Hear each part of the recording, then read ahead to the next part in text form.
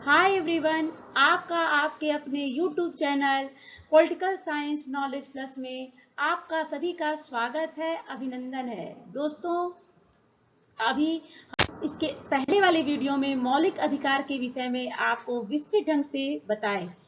दोस्तों, आप सभी इस अधिकार के बारे में विस्तृत ढंग से जानना है तो आपको मेरी पहली वीडियो देखना है तो मेरे लिंक डिस्क्रिप्शन बॉक्स में जा करके आप उसकी लिंक लीजिए और उसको अच्छे ढंग से देखिए, अपने ज्ञान का वर्धन कीजिए। दोस्तों, आज संविधान के विषय में जो मैंने पिछली वीडियो में बताया कि संविधान के मौलिक अधिकार के क्या क्या प्रकार है। समानता का अधिकार, स्वतंत्रता का अधिकार, शोषण के विरुद्ध अधिकार, धार्मिक स्वतंत्रता का अधिकार, संस्कृति तथा शिक्षा संबंधी अधिकार, संवैधानिक उपचारों का अधिकार, प्राथमिक शिक्षा का अधिकार। दोस्तों, इसमें से हमारे पहले सात मौलिक अधिकार थे, जिसमें से अब वर्तमान में 44वें संवैधानिक संशोधन के द्वारा संपत्ति के अधिकार को हटा दिया गया है। अब हमारे मौलिक अधिकार में 6 मौलिक अधिकार हैं। दोस्तों, हम इसमें समानता के अधिकार को दोस्तों हम विस्तृत ढंग से आज इस वीडियो में हम इसकी चर्चा करेंगे। समानता का अधिकार हमारे संविधान के भाग 3 में डॉक्टर भीमराव अंबेडकर के द्वारा विस्तृत ढंग से अनुच्छेद 14 से लेकर 18 तक इसका वर्णन किया गया है। समानता का अधिकार यह हमारे देश में भेदभाव की ऊंच नीच की खाई को कम करता है, समाप्त करता है और हमारे सभी वर्ग के लोगों को आगे बढ़ने का अवसर प्रदान करता है। समानता का अधिकार शब्द का अर्थ है कि देश के कानून के सामने सभी नागरिकों के साथ समान व्यवहार किया जाना चाहिए और लिंग, जाति, नस्ल, धर्म या जन्म स्थान के आधार पर किसी भी प्रकार के अनुचित व्यवहार को त्याग दिया जाना चाहिए। अर्थात दोस्तों, अगर कहा जाए तो इसका मेन थीम है, इसका सरल भाषा में ये अर्थ हुआ कि हमारे सामाजिक कार्य क्षेत्रों में किसी प्रकार का भेदभाव रहित हमको व्यवहार आपस में करना चाहिए। समानता के अधिकार को हमारे अनुच्छेद 14 से लेकर 18 तक वर्णन किया गया है, जो भाग 3 में इसका वर्णन किया गया है। समानता के अधिकारों के प्रकार हैं। भारतीय संविधान के अनुसार भारतीय नागरिकों को मौलिक अधिकारों के रूप में समानता का अधिकार प्रदान किया गया है, जो न्याय संगत होते हुए न्यायालय में वाद योग्य है।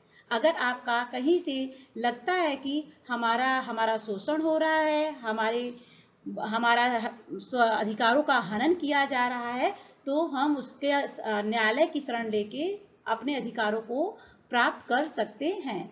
जिसमें समानता के अधिकार में निम्न अनुच्छेद आते हैं 14 से 18 तक, जो यहाँ पर बताया गया कि अनुच्छेद 14 में विधि के समक्ष समानता अर्थात कानून के सामने समानता।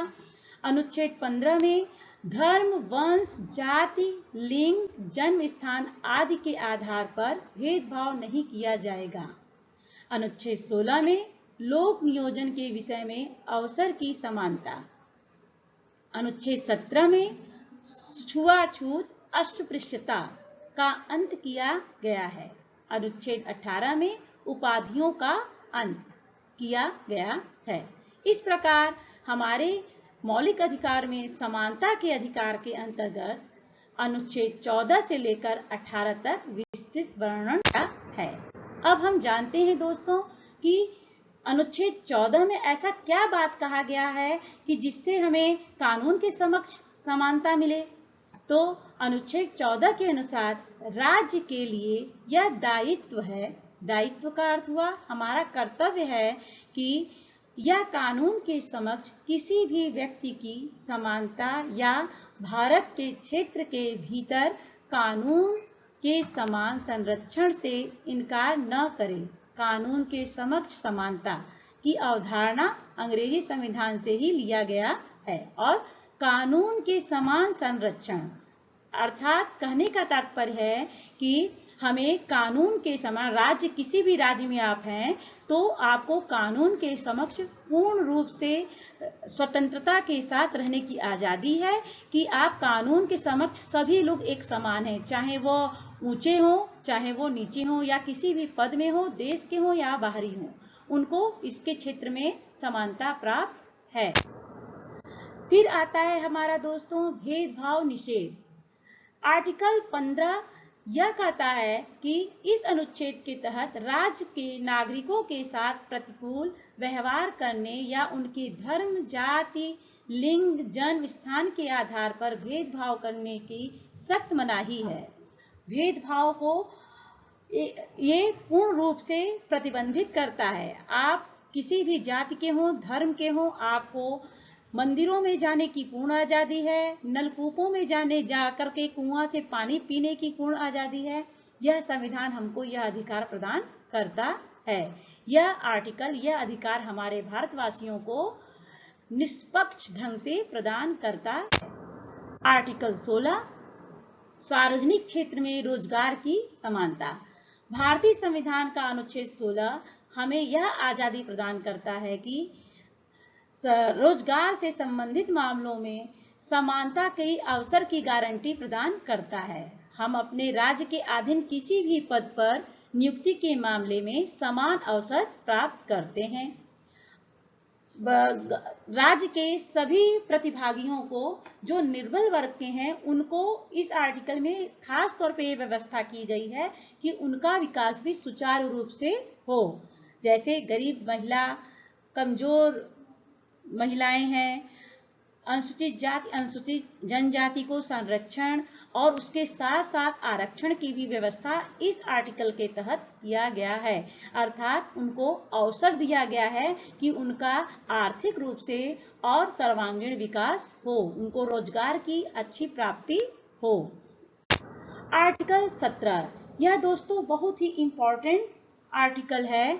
अनुच्छेद 17 जो अस्पृश्यता का अंत करता है, जो हमारे बीच भेदभाव, ऊंच नीच की खाई को पूर्णतः समाप्त करने की हमें गारंटी प्रदान करता है।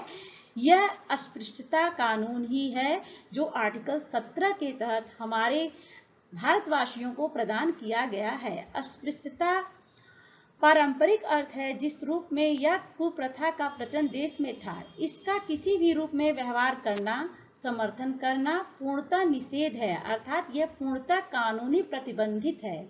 इसे लागू करने के लिए संसद ने अस्पृश्यता अधिनियम 1951 बनाया, जिसे 1976 में 76 में संशोधन कर नागरिकों का संरक्षण अधिनियम 1955 कर दिया गया है, जिसके तहत दोषी को 6 माह की सजा भी और 500 रुपया जुर्माना भी हो सकता है। यदि समाज में इस प्रकार का कोई व्यवहार करता है तो उसको 6 माह की सजा व 500 रुपए का दंड भी प्रदान किया गया है इस आर्टिकल के तहत, आर्टिकल 17। अब आता है दोस्तों अनुच्छेद 18। यह हमें पूर्ण आजादी देता है स्वच्छंद भारत में विचरण करते हुए अपने देशवासियों के समक्ष अपने मनोभावनाओं को व्यक्त करने का, अपने सम्मान को प्राप्त करने का।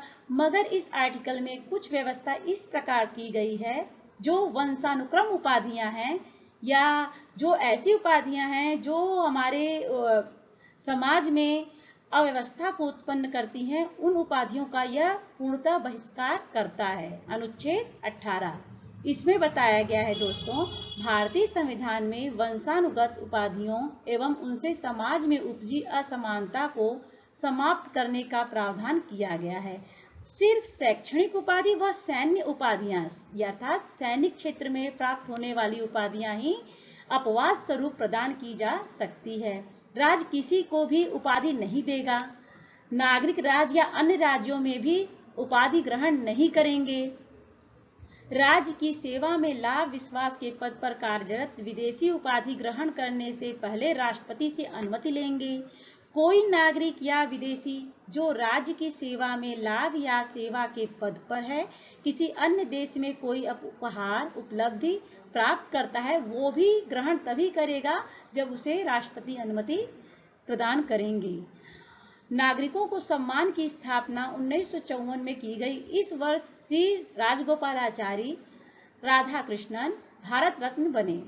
इस प्रकार दोस्तों, इसके कहने का तात्पर्य है कि यह ऐसी उपाधि जैसे हमारे समाज में पहले था सुल्तान की उपाधि को देना, इस प्रकार की उपाधियों को ये पूर्णतः समाप्त कर दिया और अब हमारे देश में बस 2 प्रकार से उपाधि दे सकते हैं, या तो वो शैक्षणिक उपाधि हो या तो वो सैन्य उपाधि हो। जैसे डॉक्टर की उपाधि है तो आप अपने नाम के आगे डॉक्टर लगा के नाम अपना लिख सकते हैं, या सैन्य उपाधियां हैं जैसे परमवीर चक्र है। इस प्रकार की उपाधि ही आप सरकार से दे है जो मान्य है हमारी संविधान में। इस प्रकार दोस्तों, हमने आज संविधान के